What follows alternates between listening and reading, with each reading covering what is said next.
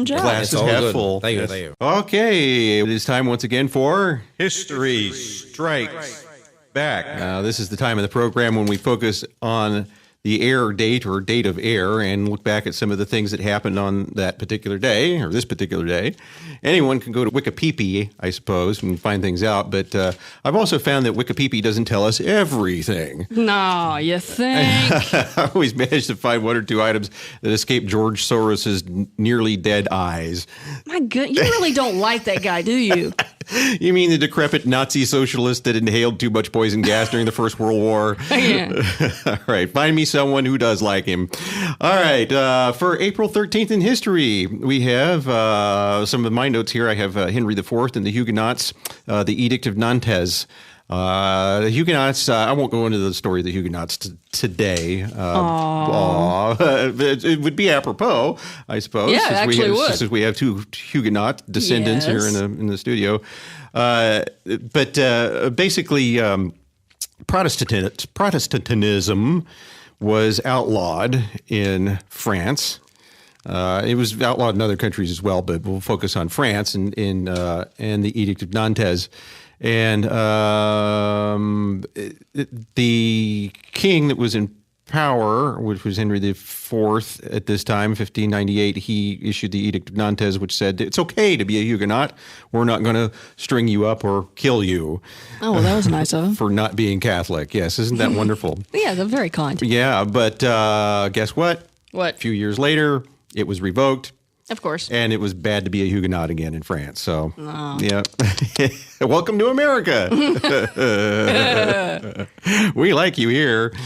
In 1982, Ronald Reagan gave a speech to business owners, small business owners. And that speech is, well, the speech in its entirety is not on our website, but I have... It will be. I have commentary on it, yes. There is a historical revision that I did a couple of years ago regarding that. In 1877, this is a weather event. The second coastal storm in just 3 days hit Virginia and the Carolinas. The first storm flattened the sand dunes at Hatteras and widened the Oregon Inlet 3/4 of a mile. The second storm produced hurricane-force winds along the coast of North Carolina, causing more beach erosion and land transformation. That was in 1877. In 1970, the famous quote from Apollo 13, Houston, we have a problem. And they had a big one, too. Yeah, it was a 3-day problem. Oh, was it that long? Yeah. Took them 3 days to... 3 days to finally get back to Earth, yeah. Oh, my word. In 1796, the first elephant brought to the U.S. arrived at New York City from Bengal, India. Oh, cool. India. She was exhibited by Jacob Cronenshield at the corner of Beaver Street and Broadway. The elephant was 2 years old and 6.5 feet high and had behavior described as, I got this from a British website, described as it eats 30 pounds of rice besides hay and straw, drinks all kinds of wine and spirituous liquors. Oh, that's great. Get an elephant drunk. That's brilliant. First they draw, and now it's like, let's see what happens when we give them some whiskey. It eats every kind of vegetable. It will also draw a cork from a bottle in its trunk. Well, of course. It's got to get to the wine. Yeah, exactly. The event was recorded by the New York Argus, published on the 23rd. Oh, the publishing date was 23rd of April, 1796. Oh, my word. Yeah. I think I got this from... there's a science website, This Day in History in Science. Uh-huh. I can't remember the name of it. I have it bookmarked, so that's why I haven't committed it to memory. And let's see. I'm trying to think if this is...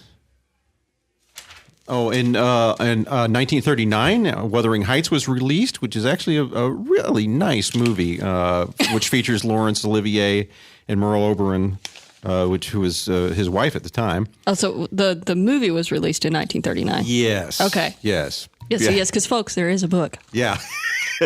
Yeah. And it was before the movie. Yeah. Yeah, that's the part you always got to tell people. So is there a movie for that? But, well, the book came before the movie. Yeah. I don't know how much say Emily Bronte had in the movie, the making of the movie, probably none since she was dead. Yeah. So yeah, it's seriously. Yeah, you're right. I guess it did seriously predate. Yeah. Yeah. But it'd be nice to see your book and made it into a movie. But wasn't it made into a movie like a couple of years ago or something? Didn't they redo it?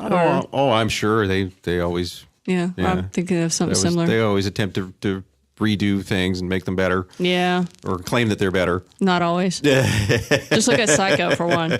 Yeah. Okay. Well. Something about an Apache raid. Yeah. Oh, yeah. I have in 1871 an Apache raid from San Pedro, Arizona, and Escamizin was blamed. Escamizin. What is an Escamizin? Well, I don't know what it is, but it was a man. He. Yes. Okay. Yeah, he was an Apache. He was. See, this is. I think we've talked before about the Apaches in Arizona, and Geronimo was an Apache, right? But he was a certain type of Apache, and there's like 5 different types of Apaches. And, really? And what would happen is, the settlers, people would move in, and somebody's kid would get kidnapped, or somebody would get stabbed or hatcheted or whatever, and so then the people of the town or the local community would be like, well, it was them Apaches. Well, then they'd go capture this an innocent guy, and Escamizin was one of these guys in one of these cases, and he's like, I'm not this. I'm Apache, but not the same Apache. It's a different Apache, honestly. So is that community over there? Yeah, it's like go pick on them. It's like blaming nurse sharks for getting your hand chewed off. So, but and I have what I probably didn't get an opportunity to do any circling. Oh, I know I did. Did two you go of to them. History Orb? I went to History Orb, and I must have done this all backwards. Oh, you backwards? Never. Yeah, never in a straight line. What do you have there? I have a peep. Yeah. Yes. It's Easter. Well, it's Palm Sunday. Do you want one?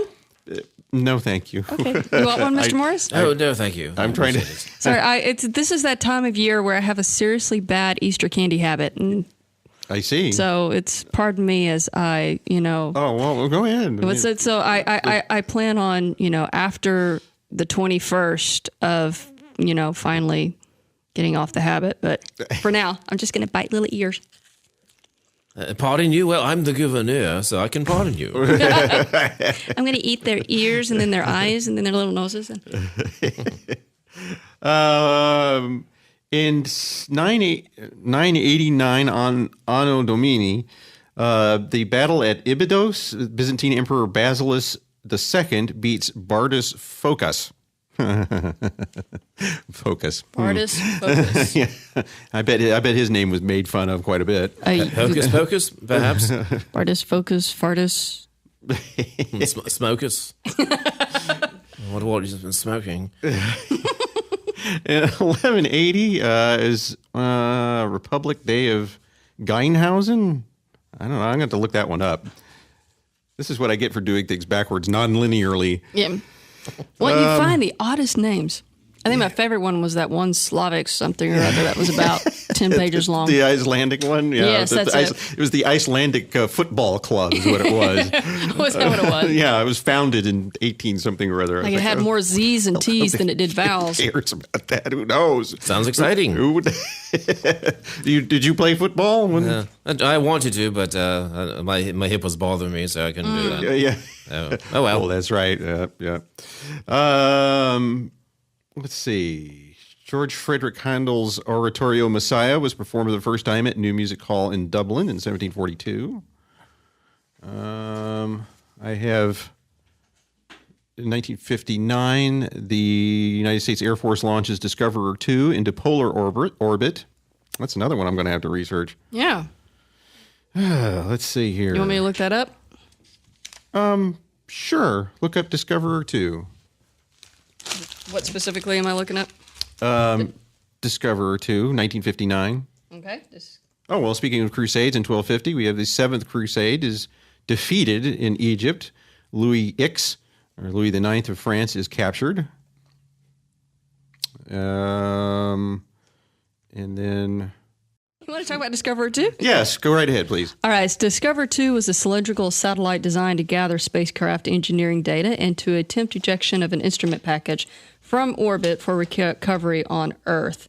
The spacecraft was launched into a polar orbit by a Thor Agena A booster. It was 1.5 milligrams in diameter, 5.85 meter. You mean millimeters? Meters. Oh, meters. Okay. Meters in diameter, 5.85 meters long, and had a mass after second stage separation of roughly 3,800 kilograms. And by the way, this link is in the comments, so if y'all want to read the whole article, because I'm not going to bore y'all with the whole article. The Discoverer 2 mission successfully gathered data on propulsion, communications, orbital performance, and stabilization. It was managed by the Advanced Research Projects Agency of the Department of Defense and the U.S. Air Force. Primary goal was to develop a film return photographic surveillance satellite to assess how rapidly 1959, right? Yes. To assess how rapidly the Soviet Union was producing long-range bombers and ballistic missiles and where they were being deployed, and to take photos over the Sino-Soviet bloc to replace the U-2 spy planes. It was part of the secret Corona program, which was also used to produce maps and charts. I'll be doggone those sneaky Air Force guys. How about that? Yeah, the goal was not revealed to the public at the time. Imagine that. It was pretty... No, yeah. No, yeah. Yeah, go. I'm not going to read it now, but go read the whole article. It's in the link below. Yeah, good old Eisenhower. Ike was a great guy. You know, he was born in Texas, and he helped win the Second World War for all the Allies. But boy, one thing was that spy plane incident. Oh boy, no, we don't do spy planes. What are you talking about, spy planes? Sure. What? Oh, sure, that wreckage looks like a spy plane, and that guy looks like a pilot, a spy plane pilot. Yeah, sure, but we don't do spy planes. Anyway, this is where we hear an imitation of "We don't need no stinking spy planes." Yeah, Gouverneur Morris. There's actually a series out. Something's going to come out here, or a movie or a series about spies, Washington spies. Do you ever get to meet any Washington spies, or? No, I can't say that I have. Yeah, you can't say you have. No. Right. I see. Wink, wink. You can't say. Wink, wink, There you go. exactly. Wink, wink, nudge, nudge. I may have at some point, but mum's the word. Yeah.